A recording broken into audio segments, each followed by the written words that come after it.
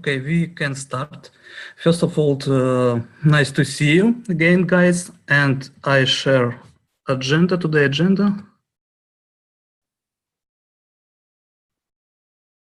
You can see that we have pretty interesting topics for today.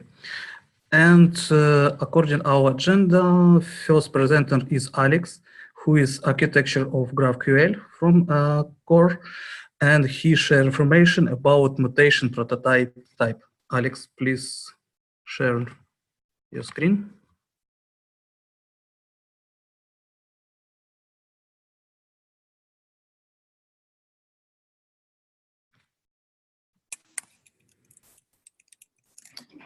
Hi guys, can you hear me?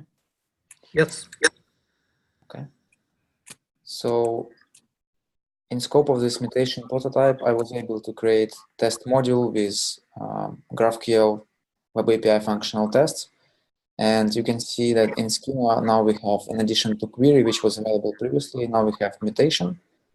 And here we have just placeholder for now, which is part of GraphQL module. And the reason is we cannot have type mutation without any fields. And that's why we have this placeholder for now, unless we have at least one mutation implemented. And also on my instance, I installed test module from GraphQL tests. And that test module provides new field called like test item. And this field is processed by some test resolver. So basically here you can see the syntax for mutation. Like you have to call like mutation, then this is specific field for mutation and arguments as usual in request, in query, and then again fields. So, and type hinting and everything works like as usual. So you can see that it works. And when you execute this query, you get response same way as you do in query. And the only difference actually is probably semantics, because on implementation level, there is no difference if you're implementing query support or you're implementing mutation. And on schema, you just need to include mutation under mutation, like special mutation type, not query type, but mutation type. And then you have just regular resolver, which you have to declare as usual for any field. So this pull request is outstanding right now, but I believe it will be merged soon. And as far as I know, Yaroslav is working on creation of empty cart based on this branch, and he will probably be next presenter and show how it goes. So any questions so far? Can you show the schema? Yeah, so I can show the schema. So we have mutation type, and you can probably recognize like query type from previous implementations. Now we have mutation. And what I did, I just copied same field which was available in query. So this is test module.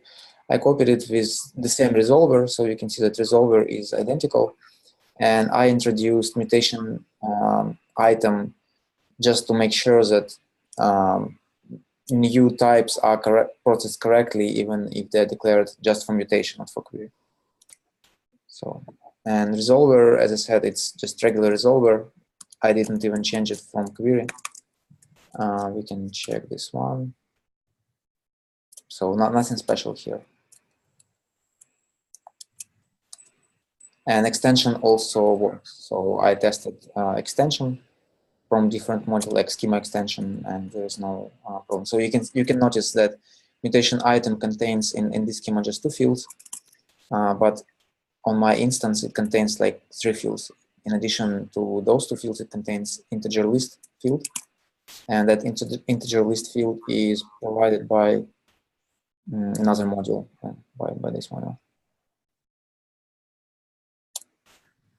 And it obviously has like custom resolver. So any other questions so far?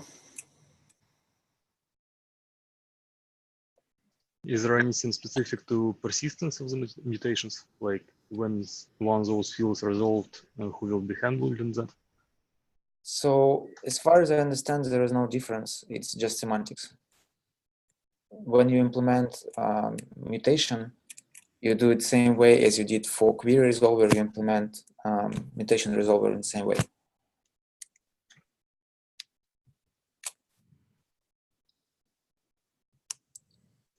Okay. And by the way, internally in Webonics, they claim that it is implemented like identically. There are not much difference in processing of mutations or queries. I guess my question more about how it's implemented in the Magento. Should it be automatically mapped to the models, or do we need to write some plugins? It should be the same as we do with queries. We need to write custom resolvers. Like you declare a field, you write custom resolver for that field and implement some logic in that resolver. But in case of mutation, you obviously are supposed to perform some command operation, modify some state. So in this test module, it doesn't matter, but I mean, in reality, you're supposed to modify state and probably return result. Like for cart, for example, if you are adding new item to cart, you will just modify cart status, cart state here, and will return the whole cart object in response, or like whatever is requested from cart object. But it should be possible to get full cart object as a result of mutation. So for every field, you mutate cart and return whole cart, and then you do persistence once. You can implement multiple resolvers again, which will do persistence of specific fields if you need to do that. But you can do it in one resolver. Like if you remember how we did query for products, you have resolver for base fields, and then we have resolvers for some specific fields like prices or like categories or something like that, like more complex fields. But basic data is resolved by single resolver.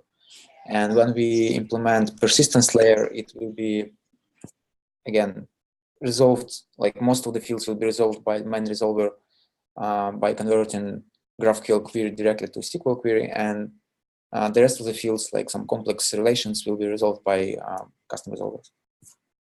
And same for mutations. So where do you specify data to mutate in the query? Yeah, so you will have arguments. So everything should go in the arguments. Yeah, actually, I can show you, since you're already asking, I'll probably show you some, let me see.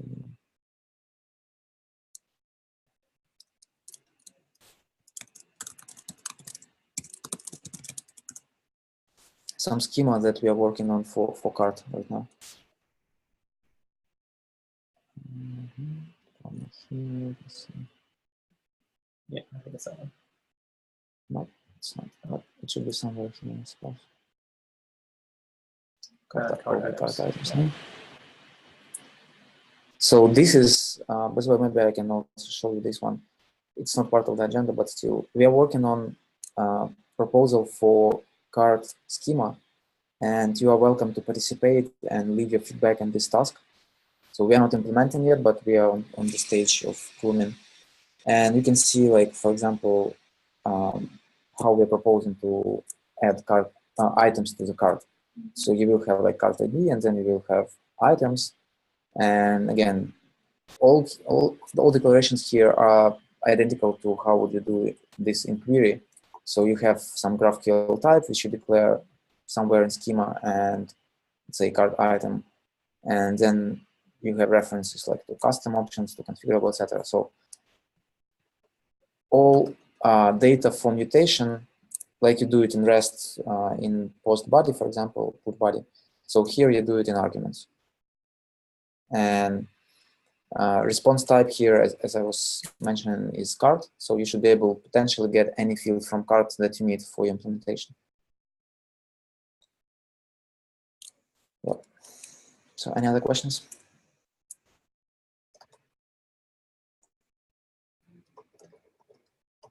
Okay, if no other questions, I suppose we can move on to the next item in the demo, and I will stop sharing.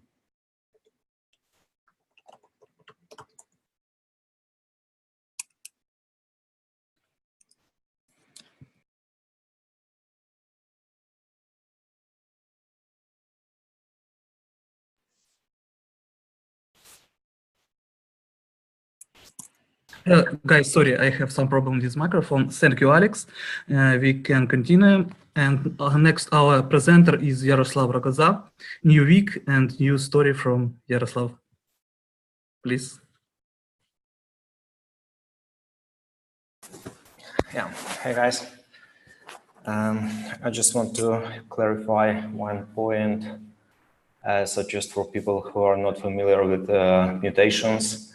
So why do we need mutations at all? So if we use, for example, REST API, we are doing like fetching the data via GET requests. So if the API is well designed, we will never write the data using GET requests.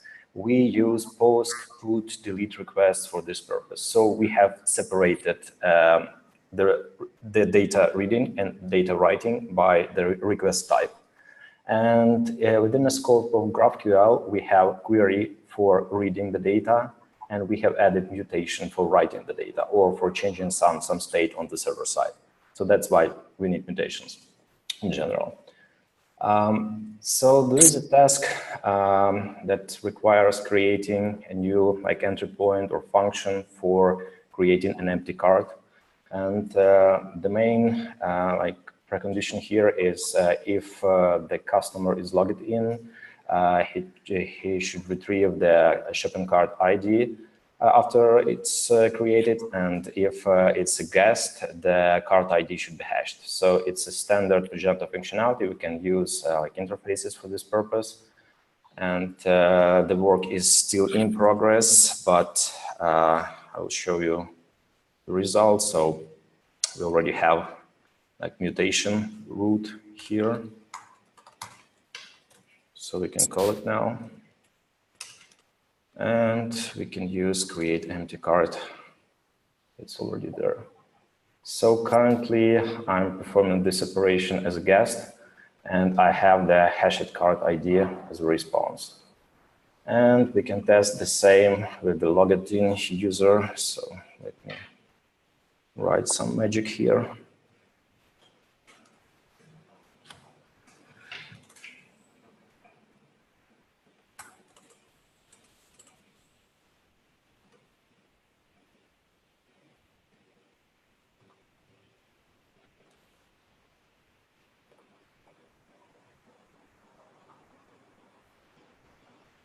And try once again. So as a logged in customer, I have the card created. It's empty card 6.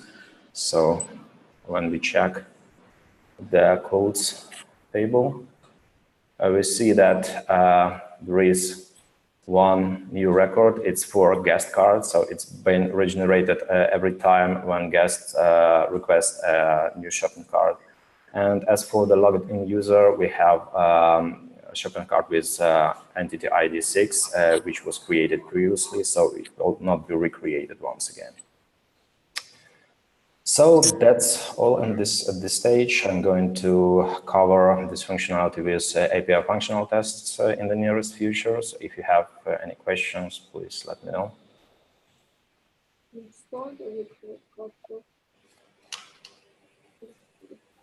So right now store is passed via headers, and then store manager is initialized using the data which you pass in header, and it is generic functionality which is applicable to any requests. So we can obviously test it, but it should work like for any request. Right now you can create an empty card. Sorry, can you speak a little slowly, so loudly? We have some problem with some noise. Yeah, so then right now we can create a card, right? And next we will be adding some items. Yeah, so we have an epic basically, and as part of that epic, we are going to add the ability to create empty card, and then it should be possible to add items, add discounts, shipping methods, payment methods, and obviously like modify items, basically we should have ability to do CRUD operations for all of these checkout steps.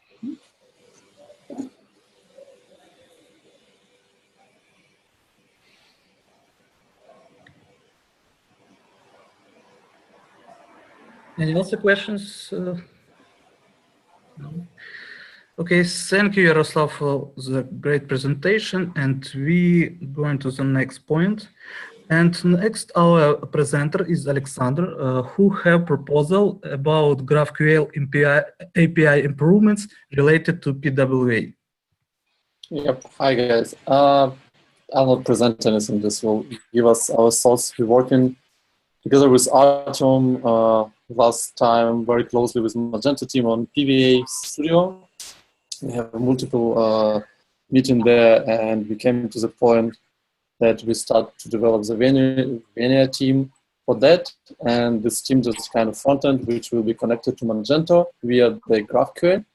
At least it's expected to be via the GraphQL, but GraphQL has not a full coverage of APIs, so the rest is still possible. So we didn't come to the point yet when we need a REST, but we already come to the point when the GraphQL is not fully like ready for the usage for PWA, even to build in some simple stuff. We're working currently on a homepage, for example. And the first biggest topic, which is pop-up, and we already discussed it with Magento guys, that's the configuration values of the system. So as we build in the front end, we expect that the customer is ready to, that he will have a functionality to configure his front end. And a lot of those values are stored in Magento configuration. And yeah, to build a front end, we need those values. And in Magento REST out of box, we have the basic store configuration, which we can get with usual REST API. That's like media path, base URL, currency, language, I guess. Yeah, kind of this. That's something that has already REST, but we would be happy to have it on GraphQL also done. And in addition to that, we need some other attributes from the Magento backend, which is not covered even by the REST API. So that's kind of mostly all design elements. Some of the store configuration values, like which page is the home page, how to display the prices on the front end, and something like that. So yeah, as improvements, we propose to have, first of all, the default REST API to move to the GraphQL.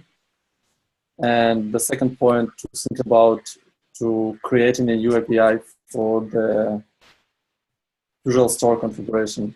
I know, Alex, I had no time today to call it to you if you wanted to talk with me about this. Maybe we will do it later. But yeah, that's generally our point of view for now. That's our blockers for proceed to work on a PWA. Yeah, that's it.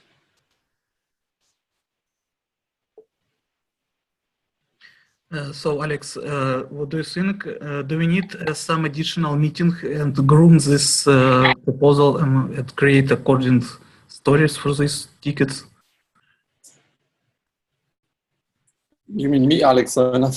Alex Valerius. Oh, yeah, actually, we can have a meeting, but I believe we had discussions via emails. At least to me, correct. it's clear what should be created, and if there are any concerns, we can have a meeting. Okay, so it will be great to share this information on some wiki page on the GitHub. We have generally the issue with proposal already in a GitHub. Yep, and generally the decision we can also publish them later. Yeah, I think GitHub issue is fine for now. If we have something implemented and it's something like really important, we can include it into wiki, but just a GitHub issue should be fine.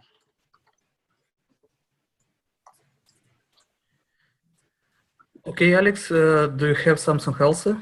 Some questions? No, all fine for now. Okay, thank you for your sharing information. And last, our presenter is Bartek. Bartek, nice to see you again. And please share it. Hello guys, nice to see you again, Valerie. I joined this project, GraphQL, a couple of days ago and started to work yesterday, so I don't have a lot to show about this particular ticket, but I have an occasion to say you that I'm very happy that I can work with you, and I hope that I can learn a lot about GraphQL and gain better knowledge about all APIs in Magento. So I think that's all for me right now, but I promise that I will bring you a lot of good stuff for me. Okay, Bartek. So we're waiting for next demo with some presentation functionality. And by the way, you have a very interesting picture on dashboard with some bundle. Yeah. Yeah. Okay, guys. Looks like that's all topics for today's. I don't know, maybe Misha, you would like to add something? Yeah, sure. Yeah, thanks guys for all the work. It's looking great. The progress is really good, which is making us excited. I think we're really getting some critical mass on this project, and I think it's going to really bring a lot of value to Magento. So like I was saying kind of last time, I think our current focus is going to remain on checkout and cart for now, to kind of be able to integrate with other systems and accomplish more functionality, including for PWA. I know it's important for them as well. So we're going to be working in lockstep with that project as well. So we are going to be making sure that the backlog is getting groomed gradually. It's we're going to be working on that so that you guys are able to pick up more stories and more different features of GraphQL, and we'll all together move this project forward. Yeah, and I would also like to encourage everybody to join this card item specification discussion. And if you have any feedback, please leave your comments. And this is like right time because we are discussing schema for card with several groups right now, like several independent groups. And any feedback is welcome. And basically, you can probably add some value to this. Yeah, that's exactly right. This is one of the crucial points of decisions. So if anyone has experience specifically in cart and checkout and kind of orders, and like I said before, REST is kind of our starting point, but we certainly want to make improvements on things that we can get right with that implementation. So this is our chance, and we could really use some expertise and some feedback on the cart schema. So please dive in. I think I posted the link in chat. And we'll make it as best as possible. Yeah, and also I would like to mention that you should not look at REST when you're looking at schema for GraphQL. You can basically do whatever you want. It should not be related to this implementation. We just need to provide the best interface possible for cart operations, and then we will see how to implement those resolvers and underlying implementation. But basically, the interface should be our highest priority, like good interface, which is convenient for developers and for integrators. That's exactly right. I also can add that if you guys are working on some open issues right now, but he don't have possibility to visit demo today, and they will present something on the next demo. Okay, guys, looks like that's all. If we don't have any open question, we can finish. So nice to see you, and see you the next demo next week. Thank you, guys. See ya. Thank you, everybody. Bye. Bye. Thank you.